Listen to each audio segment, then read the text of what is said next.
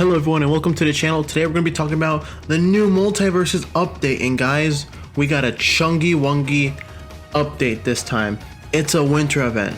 Let's begin with the video. Before you do that, don't forget to like, comment, subscribe because it really helps with me. By the end of the year, I want to get 100 subscribers, and although we have 59 right now, I would really appreciate if y'all just hit that subscribe button, maybe like the video so that other people can see the video, and hopefully I can get my goal of the year, getting 100. Now, without further ado, let's begin with the video.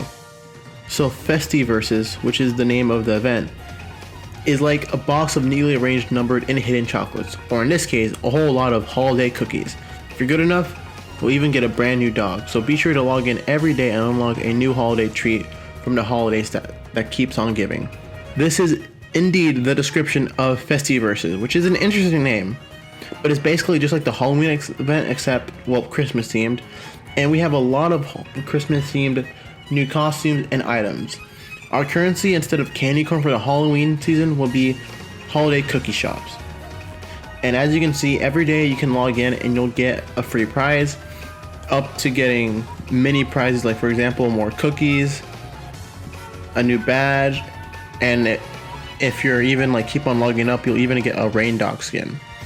Now, of course, Rain Dog has a lot of skins in the game already, but I mean, I do kind of like the Christmas one, so that is pretty cool to see.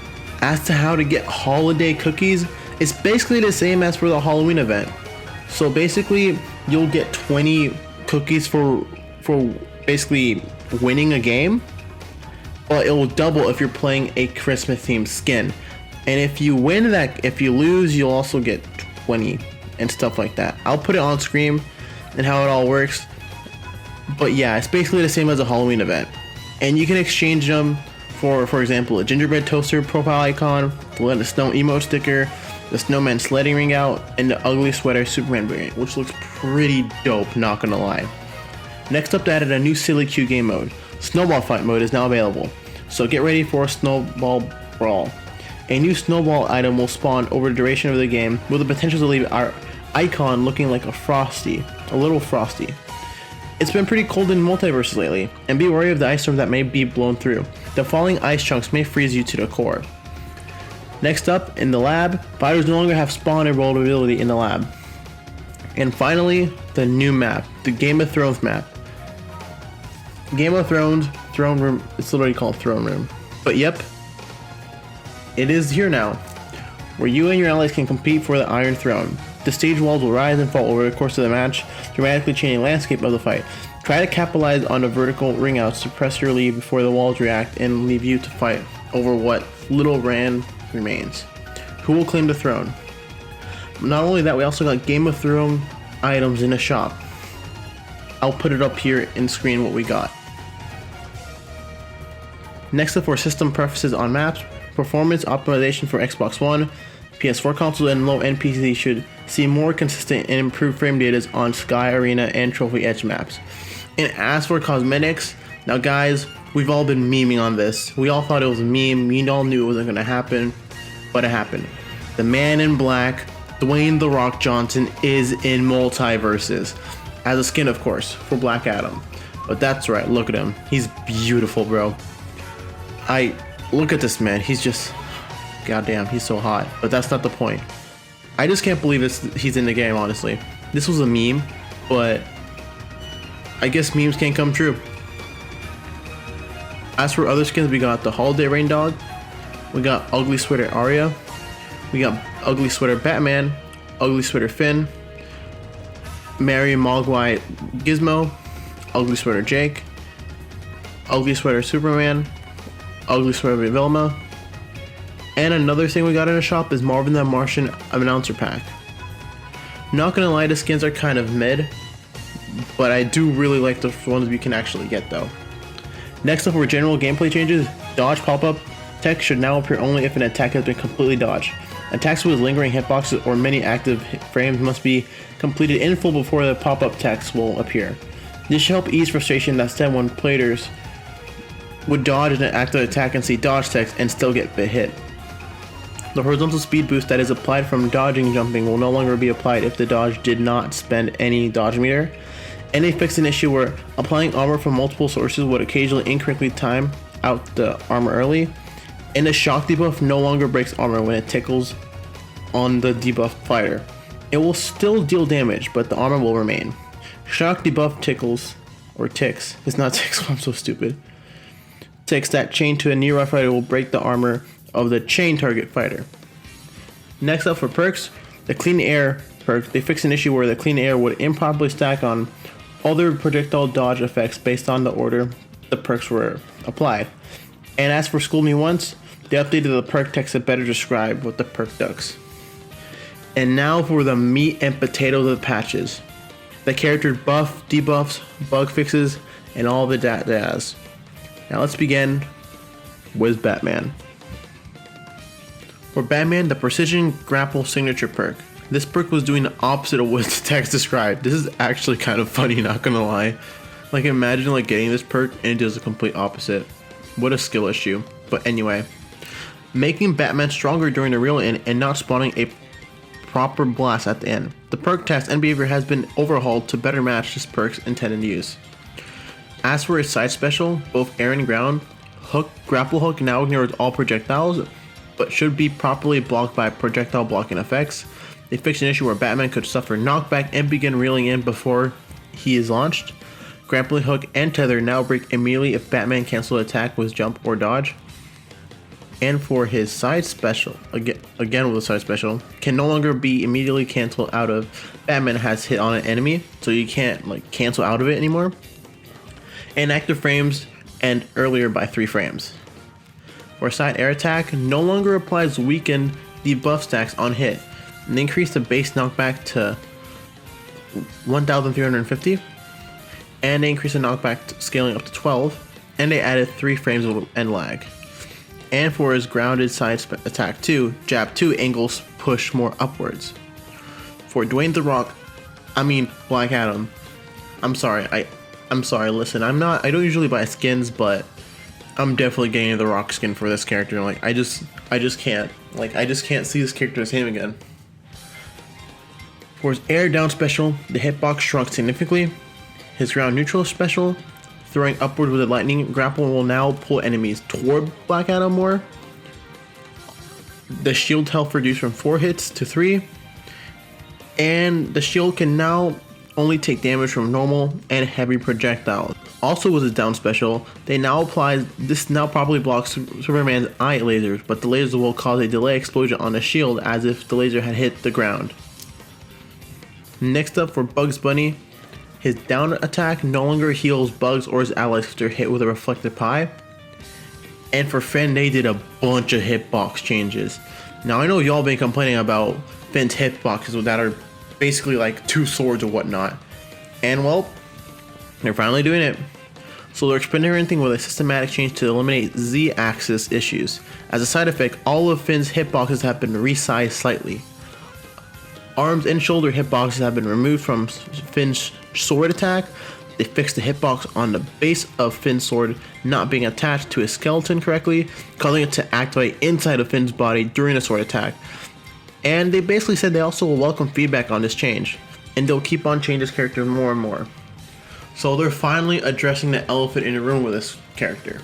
With Finn, the main complaint with him is that his attacks were way too big than they should have. And they're finally going to do some changes to make it, more accurate to what it should be, instead of having like 3 swords wide like attacks and shit like that. As for Garnet, in the last buff they said they were gonna nerf Garnet, and well, they're finally here. For her signature perch, Electric Groove, the text and behavior have been updated. Applying a shock debuff to an enemy now has the chance to grant a stack of rhythm.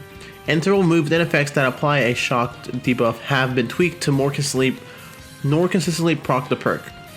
For the ground down attack, hitbox now better accounts for the Z-axis. An on-hit shock debuff duration now scales based on attack charge time to maximum to 3 seconds. And uncharged debuff duration is unchanged at 1 second. For the air and ground neutral special, they fixed an issue where Garnet and her allies would keep the 1 stack rhythm speed buff for a few seconds after the rhythm fell. And the ground up special, Electric Zone Explosion, now applies a shocked debuff. Next up for Gizmo. For his neutral special, the music notes are now classified as light projectile. This will make them weaker versus enemy projectiles that but will solve issues where they were blocked and colliding with ally projectiles. And the air side special, increased movement to 1100. Next up we got Harley Quinn. As for her down special, they fixed a lot of things with it.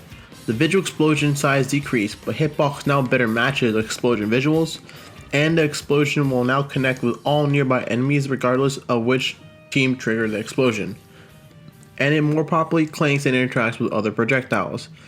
They fixed an issue where the enemy hit by the explosion would not receive a confetti debuff, and they fixed an issue where Harley and her allies would trigger the jump reset, but the knockback would be suffered by other teammates. For a ground up attack, whiff recovery reduced by 4 frames, and they basically misses out from the last patch, where like whiff recovery was increased 12 frames, and this change was a bit too much on Harley, so it's now nets out to 8 basically. For her ground neutral attack, on hit cancel delayed by 2 frames to prevent the infinite combo route. So they're finally neutering, not nutting. Harley Quinn, nope, we're gonna stop there.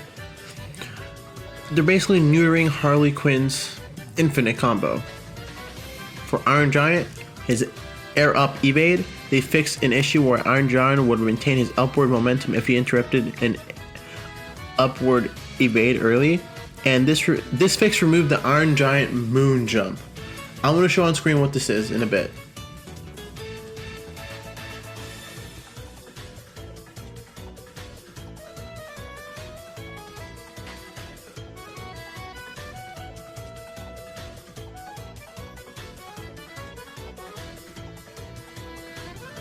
Next up, Jake. For air up attack 1 and 2, they reduced the amount of float the character has in the air, and this change is basically to prevent the long duration during air stalling that Jake was able to perform. For his air neutral attack, they reduced the amount of float the character has in air, and this, of course, the same thing as last time, was basically reduced to like prevent like air stalling. And his air up special, on hit canceling to other attacks delayed by 3 frames. Next up, we got Marvin the Martian. He only has 1 buff compared to last time we had like 20,000 buffs. His up special no longer destroyed by Wonder Woman's Shield of Athena signature perk. For Morty, his air down attack, they fixed a bug that caused a jump cancel from the air down attack to not be a full jump, and the jump will now go to intended distance.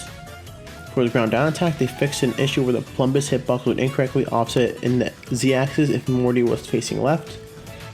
For his neutral attack, they fixed an issue where Morty's projectile blaster and Snake can be knocked away by enemies under specific conditions, and cooldown blaster and grenade targeting blaster are now classified as light projectiles, and his neutral special, grenades are no longer destroyed by light projectiles.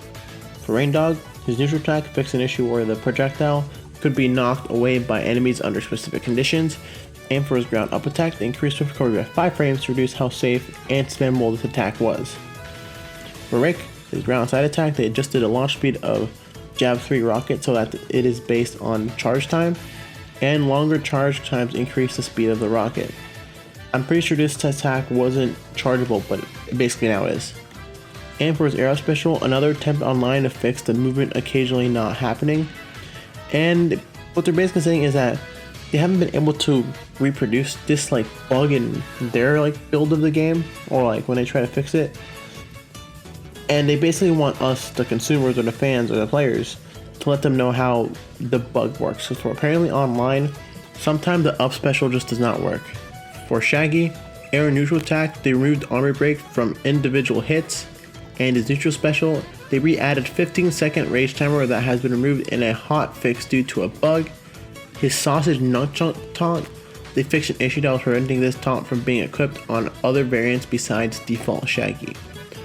For Steven Universe, his neutral dodge, they fixed an issue where the branching into neutral air attack from shielding would lock the attack into a full charge.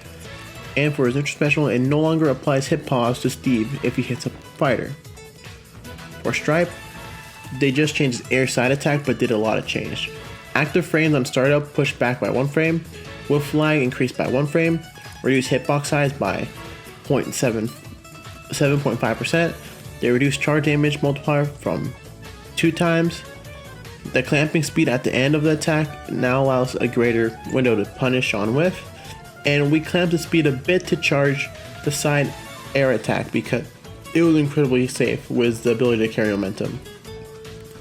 For Tom and Jerry, his up special, they kick the rocket without Jerry attached, now probably classified as a projectile, and exploded hitbox now accounts better for the Z-axis. And last but definitely not least, Velma. For neutral attack, the Haymarker projectile no longer pierces armor, and the ground forward dodge, canceling the ground up attack carry momentum into the attack. And that is all the patches you need to know for the next patch of Multiversus. Don't forget to like, comment, subscribe, because it really does help me out more than y'all think it does. And just stay tuned for the next video. I'm going to keep on doing frame data videos and a bunch of more videos too. I have 2 big 2-hour videos coming up this month that will be ready, of course, by the end of the month. Hopefully y'all can pull up and come see it. Have a nice day and stay safe, because these streets are not safe. Goodbye.